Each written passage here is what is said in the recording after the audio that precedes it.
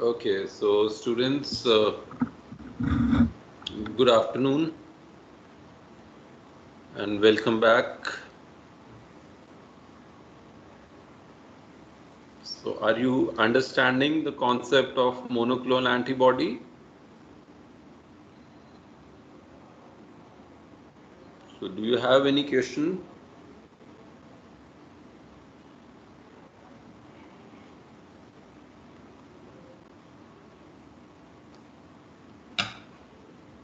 No, sir, no questions.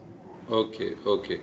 So, students, you know, uh, we started with the history of immunology, right? And at that time, we talked about vaccines, right? We started with vaccines because when we talk about the history of immunology, it starts with the variolation process and then the work of Edward Jenner and the development of vaccine against smallpox, right? So, you know, we have vaccines on one hand, and then we have also read about monoclonal antibodies. And in the last class, I just said that monoclonal antibodies can also be used for the treatment of diseases. Okay, so I'll just show you a small video which shows the difference between monoclonal antibody therapy and the vaccines. Okay, so how and I think this vaccine is specifically related to COVID. So we can just see how vaccines work and how monoclonal antibody can be used for the therapeutic purpose. So this is just one of the applications, and maybe we'll see more of this. Okay, so just uh, let me share this. We can see it together. Even I have not seen this video yet.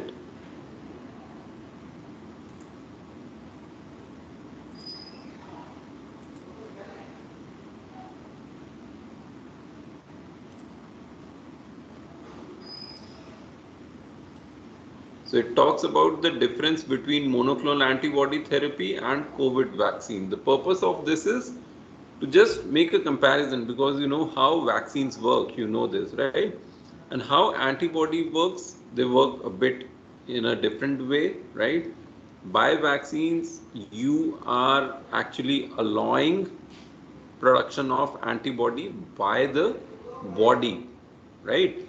But in antibody therapy, you are generating antibody outside and giving it inside the body. Okay, so let's see this. It will be important to understand the difference between vaccination and monoclonal antibodies. Monoclonal antibodies are the ready-made antibodies prepared in the lab to fight COVID-19 infection. So it is a form of passive immunization which starts working as soon as it goes into your body. It can be given after getting infected. It is therapeutic, which means it is useful in treatment of COVID-19 infection. Monoclonal antibodies are short-lived, usually stays in your body for 3 to 4 weeks only. On the other hand, vaccination is a form of active immunization, which means when the injection goes into the body's immune mechanism gets activated. It forms B cells and T cell related immunity, and it takes time to form. The antibodies which are formed by vaccination are usually long lasting. Vaccination can be given as a preventive measure. It is not a therapeutic treatment, which means it cannot be given to somebody who is already infected. After vaccination also, if somebody gets infected and is in high risk category, they will be eligible to receive monoclonal antibodies. Monoclonal antibodies will provide an extra boost to your immunity to fight the infection in early stage of disease. After receiving monoclonal antibodies, the vaccination should be deferred by 90 days. The possible side effects with monoclonal antibodies include nausea, vomiting, rash, loose motions, abdominal cramps, and rarely anaphylactic reactions, which is a kind of severe allergic reaction. In case of pregnancy and lactation, there is not sufficient data to formulate guidelines. The decision has to be taken on case-to-case basis by the treating clinician. If the benefits outweigh the side effects, it can be used in pregnancy and lactation. Okay, so students, let me just come here to this slide which talks about the differences. Okay, so vaccine, you already know it's a non-infectious virus or a bacteria or a subunit vaccine, right? Which our immune system can recognize and generate an immune response, right? Whereas when we talk about antibody therapy, it's basically a molecule that binds and neutralizes the virus. So we are using antibody which will bind to the virus or the organism pathogen and neutralize it. Okay. What is the purpose? Vaccine, it trains a healthy immune system to protect from future infections. Okay, so I'm not talking just in context of SARS, I'm just talking in general. So vaccine will basically train our immune system that this is a pathogen, right? And you have to make antibodies and memory cells against this particular antigen. So when the actual pathogen comes, our immune system is already ready, right? Whereas in case of antibody, it's directly treat someone infected with the infection, right? So you just take the antibodies which have been formed in some other person and just take those antibody, put it in the patient so that the viral load or the pathogenesis can be reduced. Okay, how quickly does it work? So vaccination will take some time, right? It takes 1 to 2 weeks after vaccination, so the effect can be seen after 1 to 2 weeks because in this vaccine is actually training our immune system, right? So it takes some time for the immune system to properly develop. Whereas in antibody therapy, you are giving preformed antibodies, so they will just go into the body and start their action. Okay, so obviously antibody therapy is quick, but the thing is, antibody therapy is quick but is for short term, okay, weeks to months. So because you are injecting a specific number of antibodies, right? So they will be used up, right? But vaccine, if you are vaccinating a person, it provides protection till your whole life, okay? So years to lifetime. So both have their advantages and disadvantage. Advantage with antibody therapy is that it is quick. So if a person is in serious condition, right, it has to be given immediately. Just for example, if suppose snake has, like, if there is a snake bite, right, you cannot give a vaccine to that person because vaccine will show its effect after 2 weeks and the person will not survive by that time. So you need to give preformed antibodies, right? So they'll just go and bind to their target and just take them away from the system, from the circulation, right? So both have their own advantage and disadvantage. The biggest advantage of vaccine is that once you have given the vaccine, you get protection throughout your life. Okay.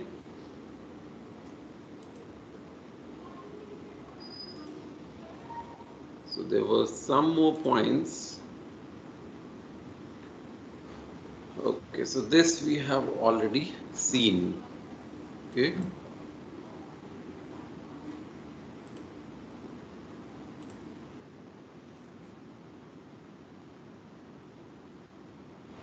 Okay, so student, any question coming to your mind?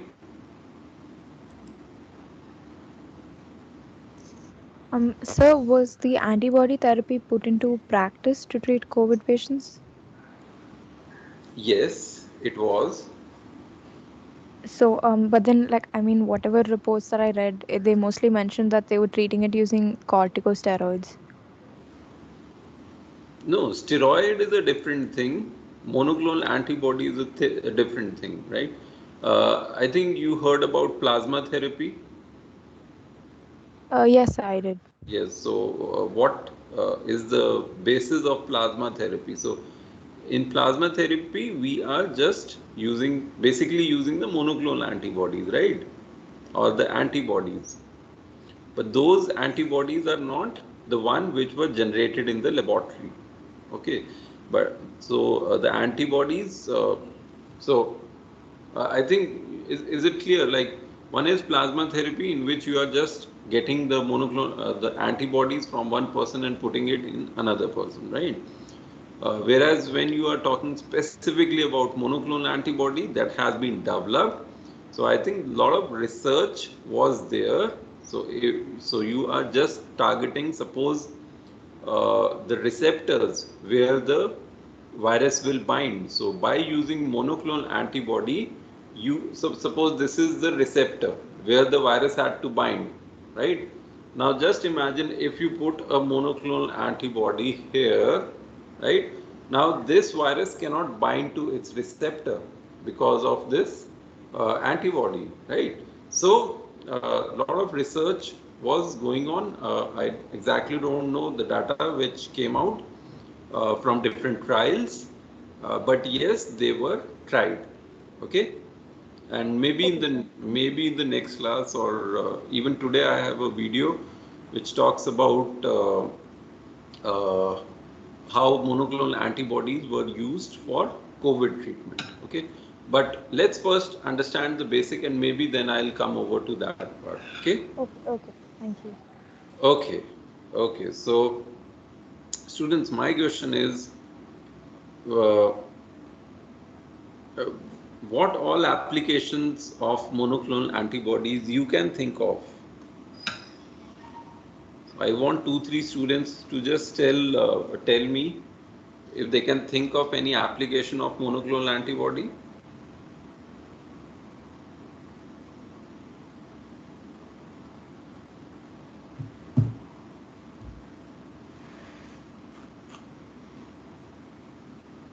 So I think Shakti, you know one application. Yes, sir.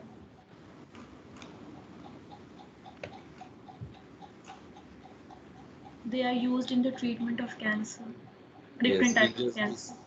we discussed this in the previous class also. So that is one of the applications. Basically, one of the application is therapeutics, right? Treatment. It's a big thing. Okay. So you can treat cancer and you can treat many other diseases with the help of monoclonal antibodies. Any other application you can think of?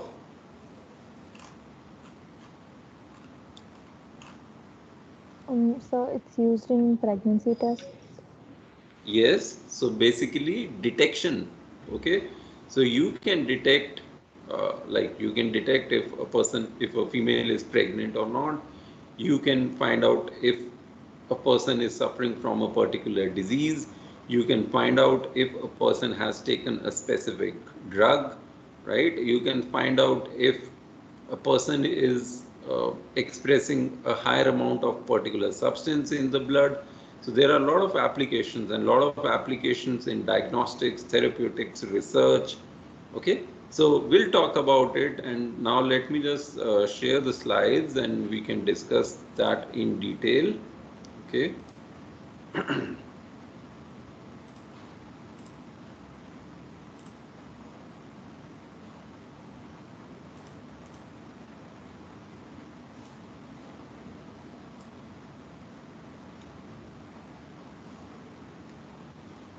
Okay, so as I said, monoclonal antibodies can be used in a lot of different type of research. There are a lot of equipments, techniques which require use of monoclonal antibodies. Just for example, flow cytometry, ELISA, Western blot, right? So they all need specific monoclonal antibodies. And as I said, in diagnostics, okay, uh, to identify diseases, to identify organism, okay. Then in imaging, so it's a new thing. So if you just want to know the location of a particular cancer, you can use monoclonal antibodies and mix it with imaging Okay, so that will tell you exactly where in the body you have cancer. Okay, then therapeutic. So as we just discussed, for the treatment of cancer, right? So there are a lot of applications of monoclonal antibodies.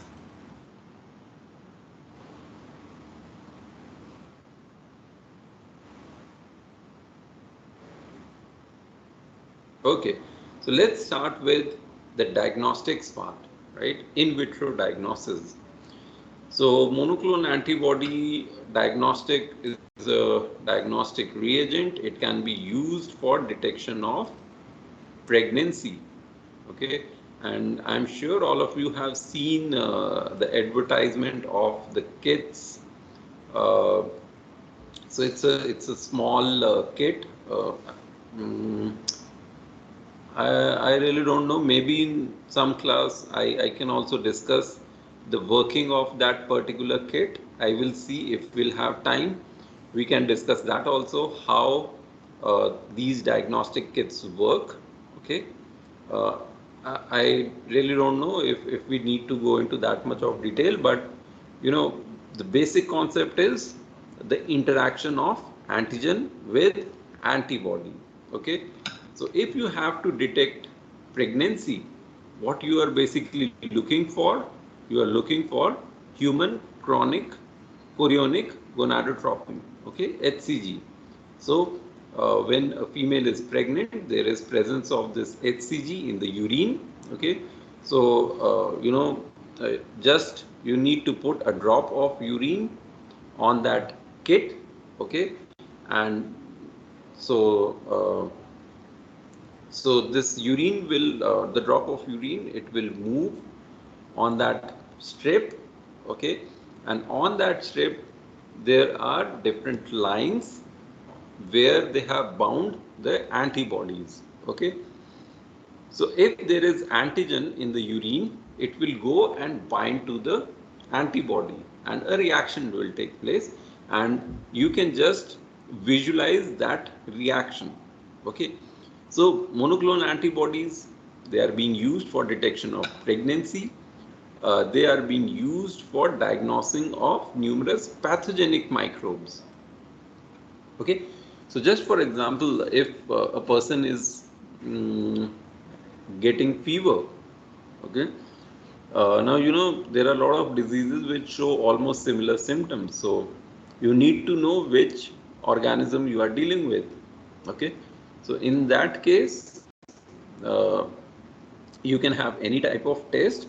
So the example that we talked about, the pregnancy detection kits, these are rapid antigen tests. Okay, because they give you the result in within a minute or 2 minute or 10 minute, right? So they are rapid diagnostic tests. And there are many other diagnostic tests, for example ELISA. Okay, so to diagnose pathogenic microbes you can go for ELISA. Okay, and if you have these early diagnostic kits, you can as well use them. Okay, so just for example, you want to know if the fever is because of dengue virus. Okay, so you can take the dengue virus kit and get to know whether it is dengue, whether it is chikungunya, whether it is influenza, whether it is COVID, right? So you can use uh, to identify various pathogenic microbes. Okay, and I'll talk about this in more details in the next slide. Okay, next use can be measuring blood level of various drugs. Okay, so like suppose you want to know if a person has taken a higher dose of a particular drug. Okay, so again we can use monoclonal antibodies that can bind to that specific drug. Okay, and again the method could be ELISA or RIA. So there are different methods by which you can identify that particular drug, the concentration of that particular drug. Measuring blood level of various proteins, just for example, cytokines, right? Cytokines are the protein. So, uh, you know, during COVID, we talked about cytokine storm, right? So how can you get to know? So there are hundreds of different type of cytokines. Okay, so you need to have monoclonal antibody against a specific cytokine. So this monoclonal antibody will go and bind to that specific cytokine, and then you can check the expression of the cytokine using flow cytometry, right? We can do MHC, major histocompatibility antigen testing. So, when we go for organ transplant, we have to do HLA matching. Okay.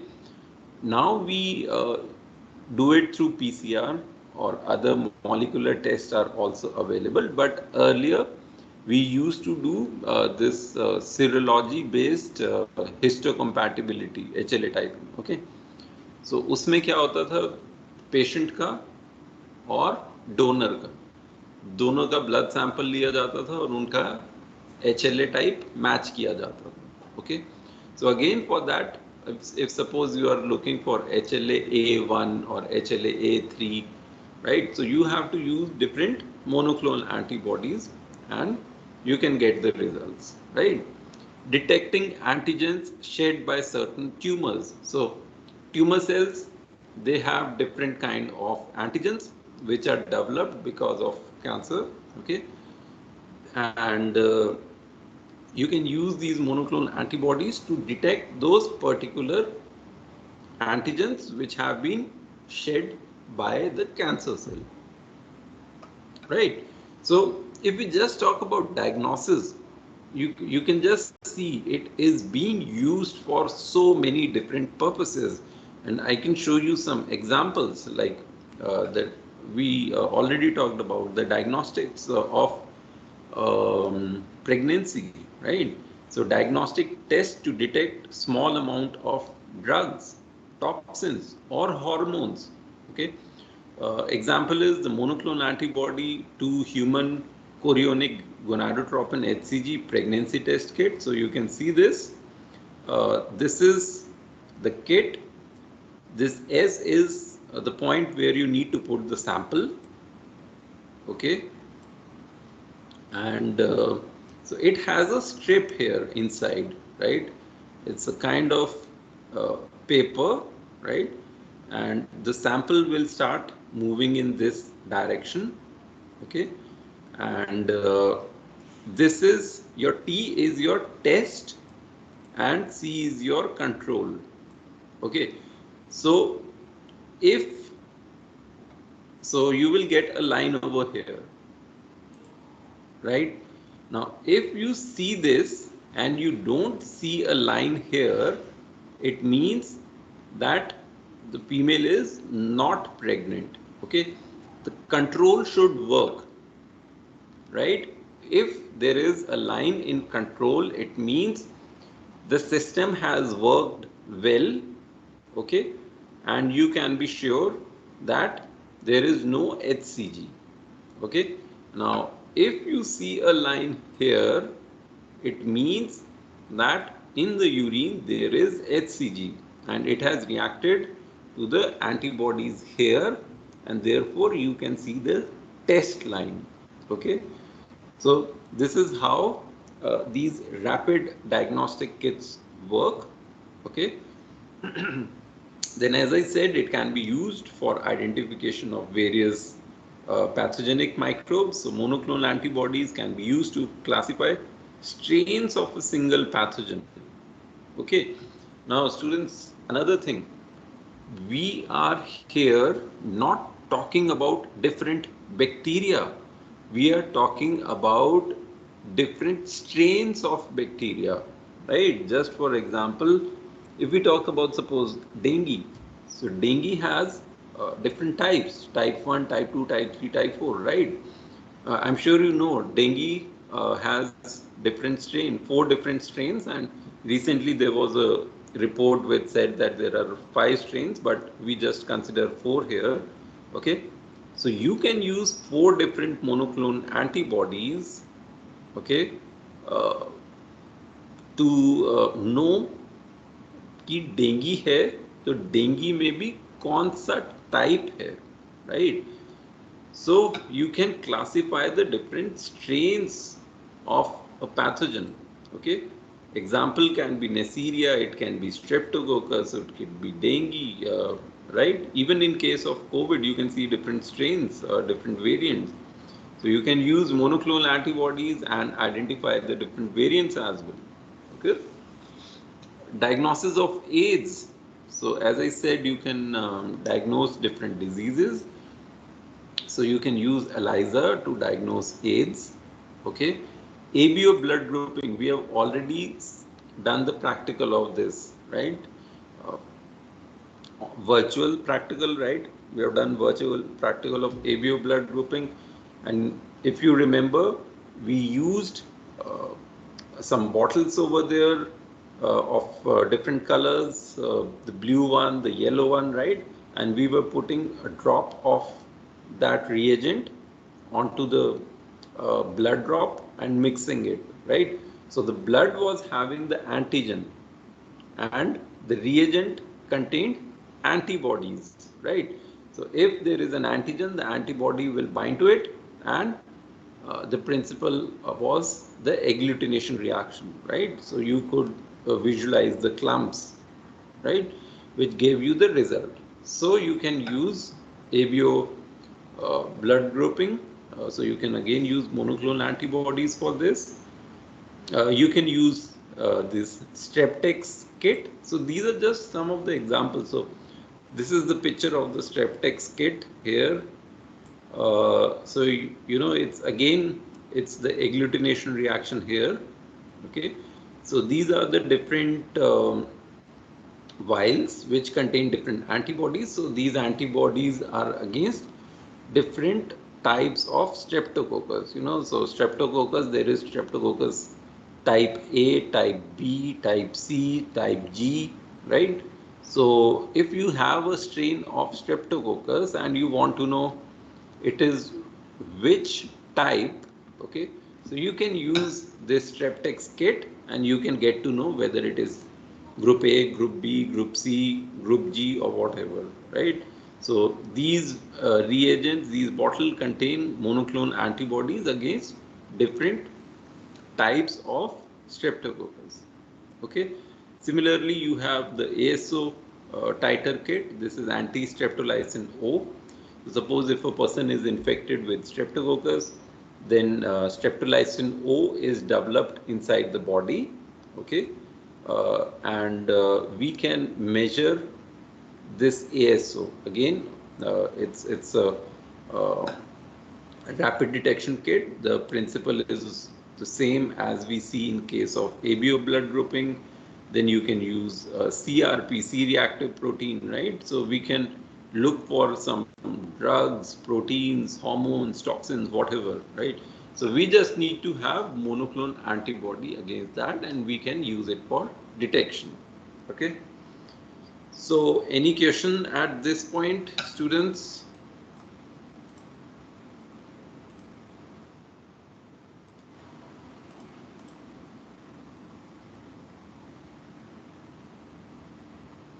No, sir. No, sir. Okay, everything clear?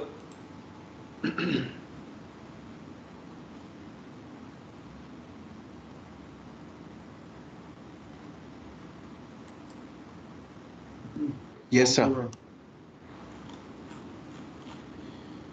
Okay, then let's have attendance, and we will continue this after attendance.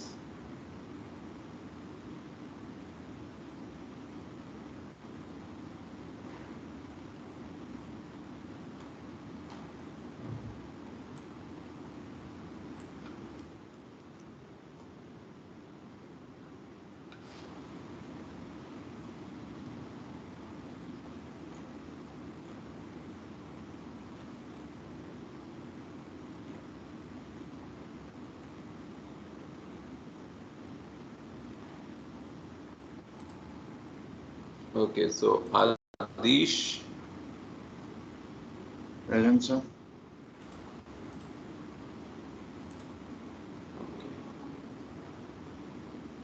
Are two meetings going on at this moment?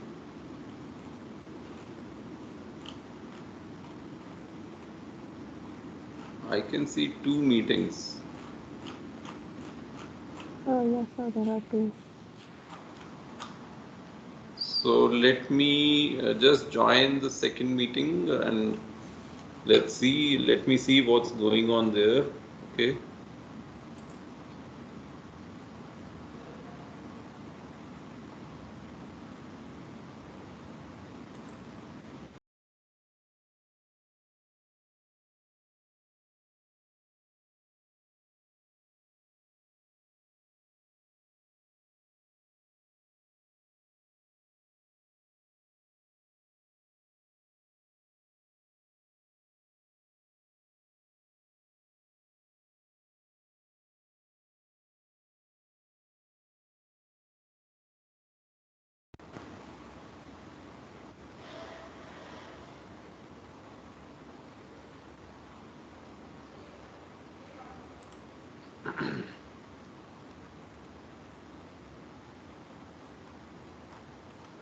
Okay. Okay, Adish, Present, sir. Ayushi, Present, sir. Sam, Present, sir. Devanshi,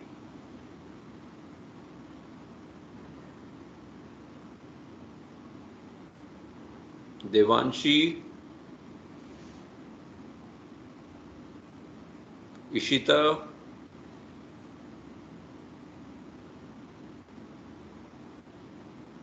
Present, sir. Janvi, Present, sir. Kshitij,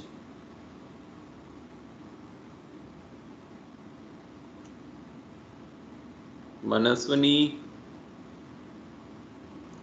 Present, sir. Namrita, Present, sir. Nandini,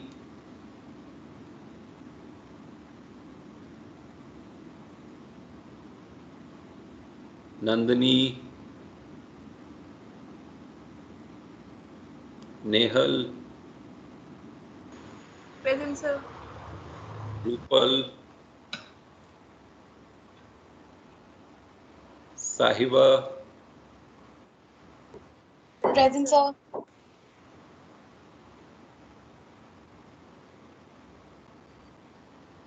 Sahiba, you are not visible. Okay, Sanjana, Present, sir. Shakti, Present, sir. Shivani,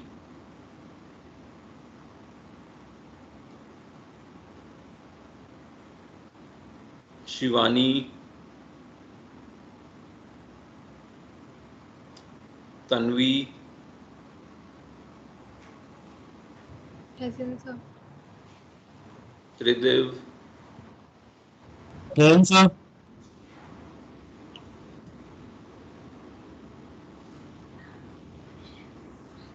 okay, Vivek,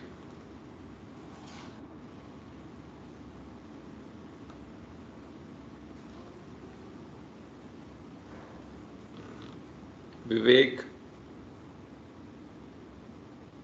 Yukta, Present, sir. Yuvraj, Present, sir. Atoiba,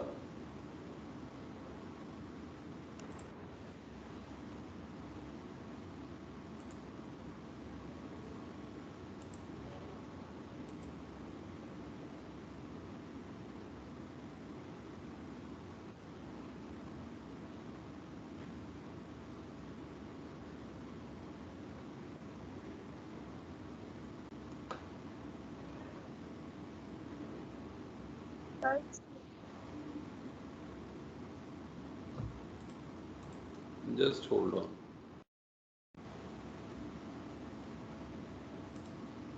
Yes,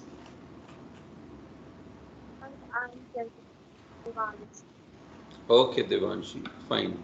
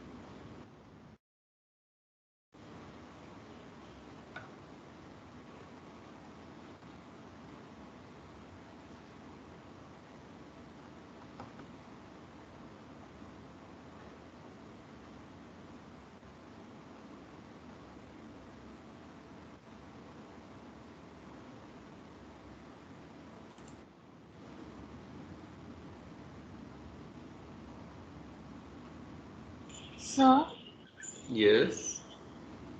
Sir Shivani just texted me that and there is some network issue. That's why she's unable to unmute herself. कौन? Sir Shivani. Okay. Okay. ठीक है. Okay. Just Yes, wait. sir. I'm finding a video for you.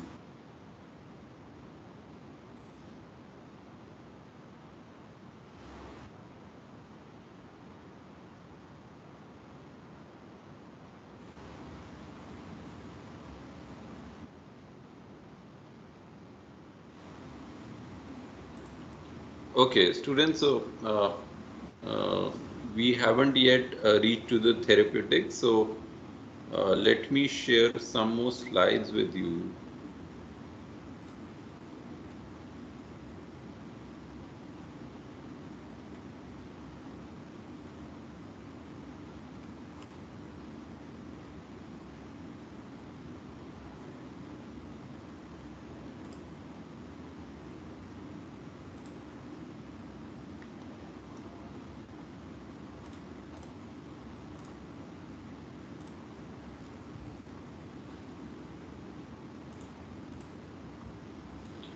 Okay, so now we know that how monoclonal antibodies are used in diagnostics, right? Let's see some other applications.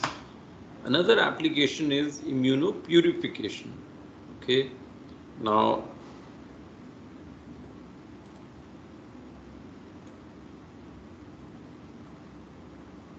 okay, so what is immunopurification? It is basically to purify the protein of interest, right? So suppose if I am taking a pathogen or if I am taking your blood, okay, and from that blood I need to identify or purify a specific protein. Okay, so again, I need to have monoclonal antibody because only monoclonal antibody will bind to my protein of interest, right? I can give you one example, right? Uh, during my PhD, I had to isolate B cells, okay, of uh, the patients, okay, and from the normal individual. So I need to have a monoclonal antibody which can only bind to the B cells. Okay, so that is one example. So you just need to have B cell. Now another example could be I want to study the structure of a protein, for example, interleukin 6. Okay, so in that case, I need to take out IL-6 from the blood and then use it, or whatever my application is, whether to study the structure or to inject it into an animal or to do some other experiment, right?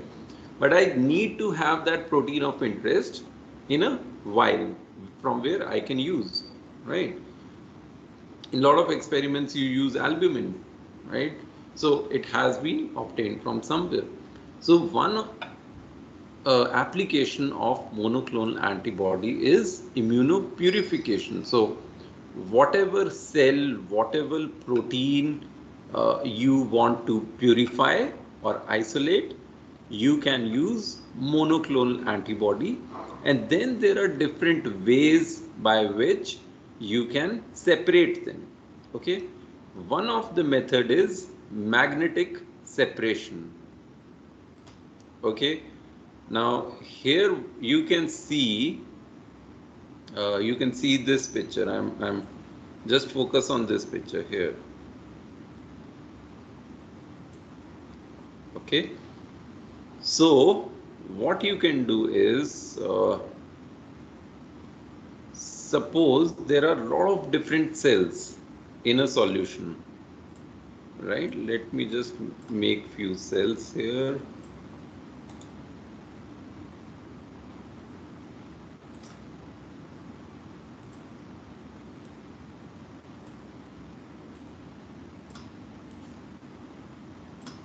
Okay, so there are different cells in a solution, but I just need, suppose these yellow cells, right?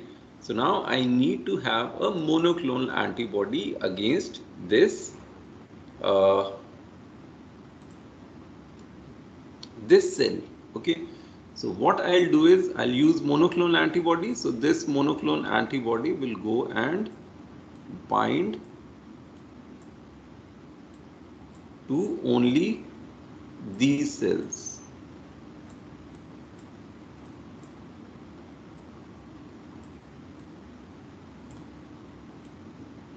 Okay, so they will bind through the FAB region, right?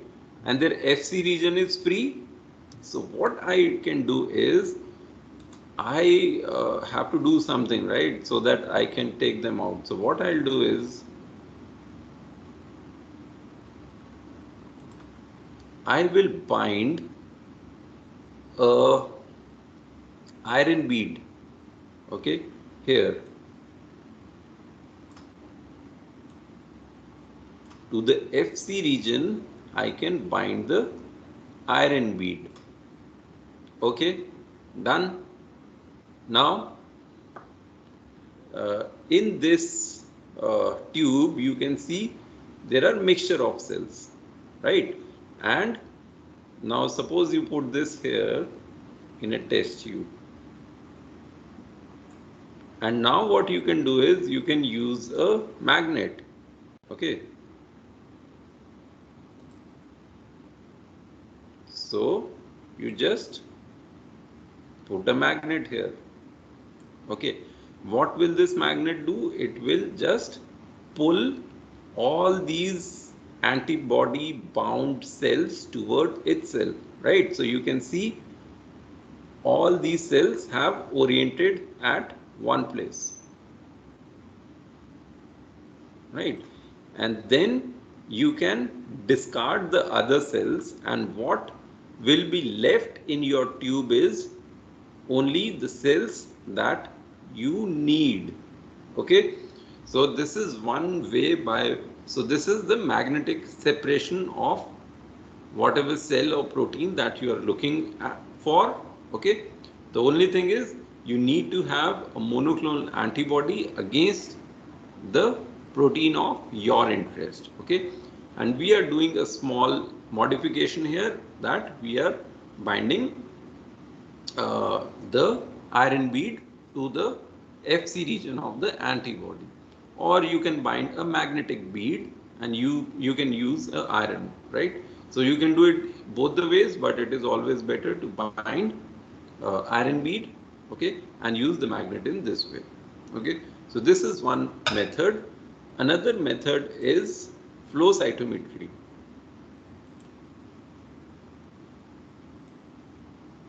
FACS.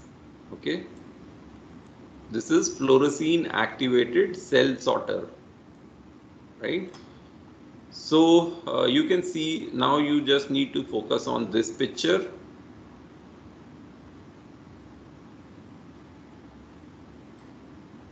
Okay, so you can see what we do here is that to the monoclonal antibodies we bind a fluorescein, uh, you can see here, right? we bind a fluorescent tag or a fluorescent dye, right? So what happens now in this population of mixed cells, these antibodies will go and bind to these cells, right? So you can see here, right? And in flow cytometer, what happens? These cells, they cross, they pass in a stream, okay? So only one cell passes at a time. There is a laser which detects this fluorescent tag, okay, and it gives the message to the counter, okay. So this counter will keep a check, and then, so there are different types of fluorescent tags, right? So there is FITC, there is PE, and there are many others now, okay. So uh, the laser will detect which uh, tag has come, right? And then accordingly the computer will set it, and you can have, so you can see here, on the basis of charge or various other factors, it is separated. So you can see all the pink cells coming in one vial, purple cells going to other vial, blue cells.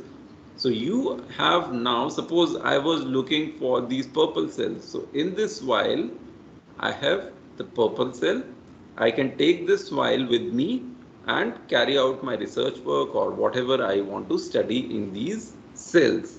Okay, so this is the basic principle of flow cytometry, right? But again, what we need here is we need monoclonal antibody, right? So students, I'll just stop here. Maybe I have given you a lot of information, but these are very simple things, at least at this moment, okay. uh, so I hope everything is clear to you. If you have any question in your mind, you can ask me, okay. And again I am saying, try to read uh, whenever you get time, okay, because things will be getting more difficult later on when you'll have your presentations, your assignments, your midterm. So I'll just suggest that uh, try to make your notes, study at this point when you have time in your hand, okay. Okay, I think there is a question from Yuvraj. Sir, why the antibodies get attracted to magnet? Okay, so any student want to give answer to this? Why the antibodies get attracted to magnet?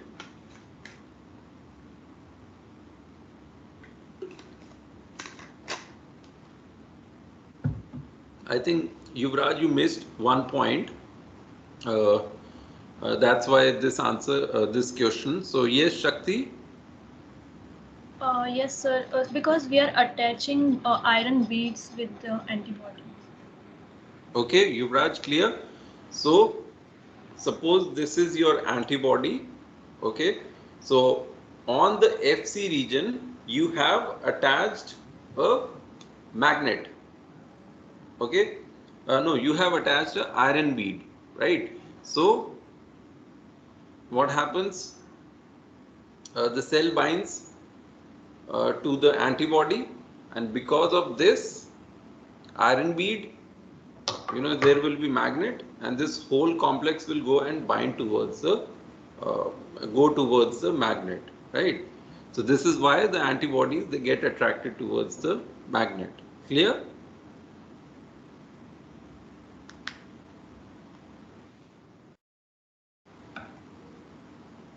Yes, so I think yes, you missed this particular point. I even draw that bead on the antibody, right?